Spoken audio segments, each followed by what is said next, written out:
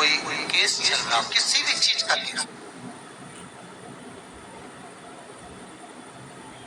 किसी भी चीज का केस, बट सावित्री की अमावस्या के दिन ब्रह्मा जी के मुख से प्रकट हुआ है सौभाग्यवती नारियां अखंड सौभाग्य के लिए।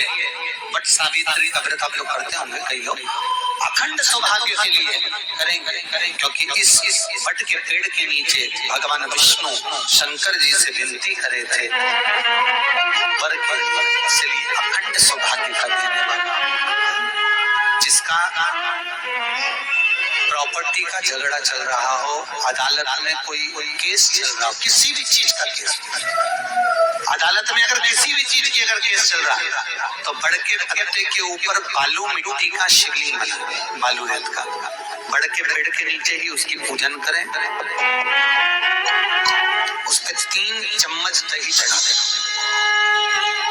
अपनी मनोकामना कर कर दही चढ़ाकर उस दही को चम्मच में वापस लेकर शंकर जी की पूजन कर कर उसको विसर्जन करें। वो दही जो लेकर आए, जब अदालत कार्रवाई हो और आप केस के लिए अदालत में जाए, उसको चंदन में मिलाकर तिलक कर कर जाइए, आपका काम विजय प्राप्त होगी, काम फतेह होगी। बटकेश्वर महादेव का स्मरण करने से कार्य की सिद्धि होगी। जिस बच्चे का एग्जाम में पास नहीं हो रहा हो, अच्छे नंबर नहीं आ रहे हो, वो भी इस दही का तिलक लगाकर जा सकते। बटकेश्वर ऐसे भगवान शिव विराजमान है। 16 श्रृंगार में नारी के हाथ की चूड़ी का कलर अलग हो सकता है, चूड़ी की डिजाइन अलग हो सकती है, चूड़ी अलग हो सकती है, चूड़ी महंगी सस्ती हो सकती है, मंगलसूत्र की कीमत ऊंची नीची हो सकती है, पाँव की बिछुड़ी की कीमत ऊंची नीची हो सकती है, कान के कुंडल की कीमत ऊंची नीची हो सकती है। तुम्हारे शरीर पर जितने जितने 16 श्रृंगार हैं उसकी कीमत ऊंची नीची हो सकती है। केवल मंगलसूत्र की डिजाइन बदल सकती है, नाक की लौंग की डिजाइन बदल सकती है, कान के बुंदे की डिजाइन बदल सकती है, हाथ की चूड़ी की डिजाइन बदल सकती है, पाँव की पायल की डिजाइन बदल सकती है। केवल नारी के 16 श्रृंगार में एक श्रृंगार ऐसा है जिसकी कीमत जो पहले थी वही कीमत आज तक है और उसकी डिजाइन आज तक नहीं बदली। वो मांग का सिंदूर है, एक जैसी डिजाइन है और एक जैसी कीमत है।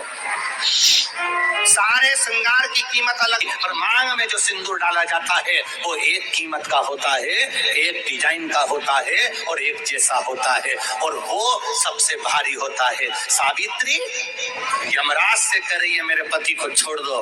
यमराज कह रहा है सावित्री तेरा पति मर चुका है, मांग के सिंदूर को पोंछ दे। सावित्री कहती है पूरा श्रृंगार उतार दूंगी पर मांग का सिंदूर नहीं पूछने दूंगी। तब यमराज ने कहा जब तक तू मेरे मांग का अपनी मांग का सिंदूर नहीं उतारती तब तक तू मेरे पास नहीं आ सकती।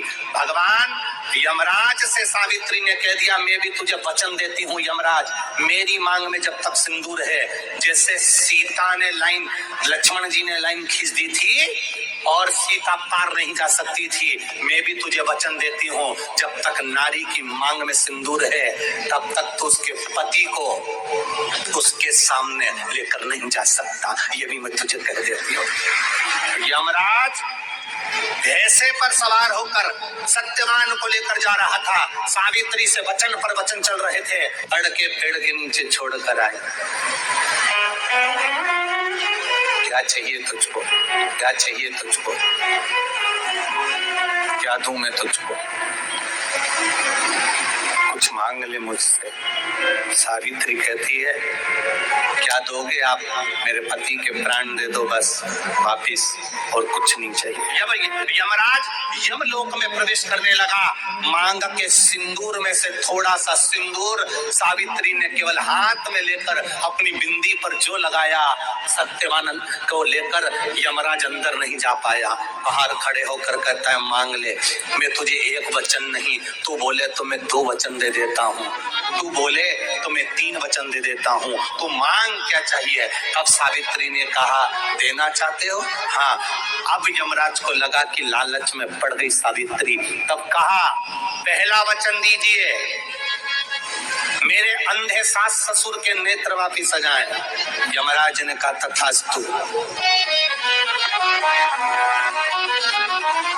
दूसरा वचन दीजिए, मेरे सास ससुर अपने पोता पोती का मुख देखें। यमराज ने कह दिया तथास्तु।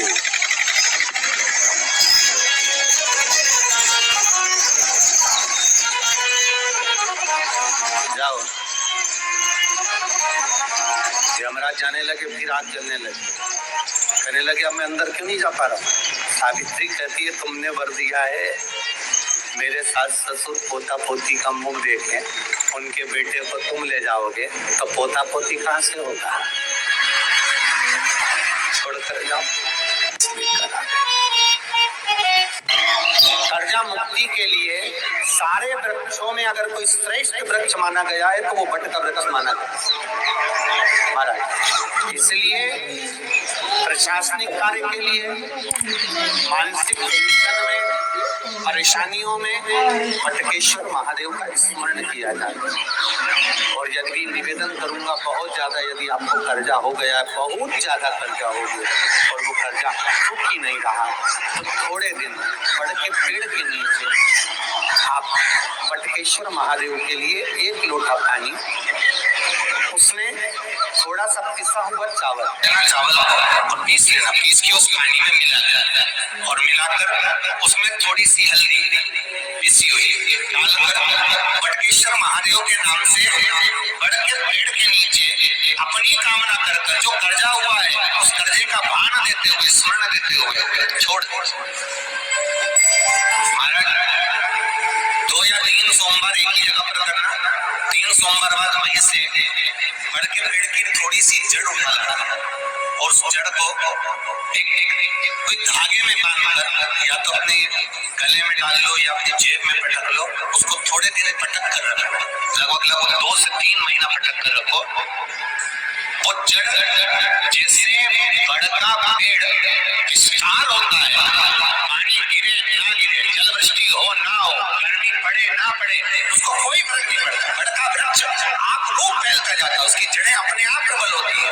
उसी तरह ये बटकेश्वर महादेव कहीं से भी अगर जड़ आपके पास में रखी है 1 महीना, 2 महीना, 3 महीना तक, तो ये जड़ अपने आप लक्ष्मी को पकड़कर खींच कर लाती है और कर्जे से मुक्त कर देती है।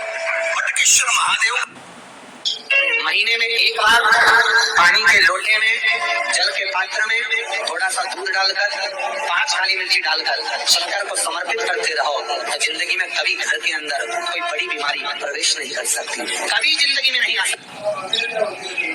घर में लड़ाई चल रही है, क्रोध हो रहा है, विवाद हो रहा है, आपस में परिवार टूट रहा है, विवाद हो रहा है, पति पत्नी में झगड़ा हो रहा है, अदालत तक बात पहुंच गई, तलाक तक बात पहुंच गई, तो भी अगर एक श्रीफल को लेकर घर में घुमाकर उस पे लच्छा लपेटकर तुमरुका जी का नाम लेकर, जिस पति पत्नी में झगड़ा और उसके नाम का मोली लच्छा, लच्छा जानते हो मोली जो हाथ में बांधते नाड़ा, उसको लपेट कर अगर शंकर जी के मंदिर में ले जाकर उसको समर्पित कर दिया जाए तुमरुका जी के नाम से, तो पति और पत्नी में बैर होना समाप्त हो जाता है।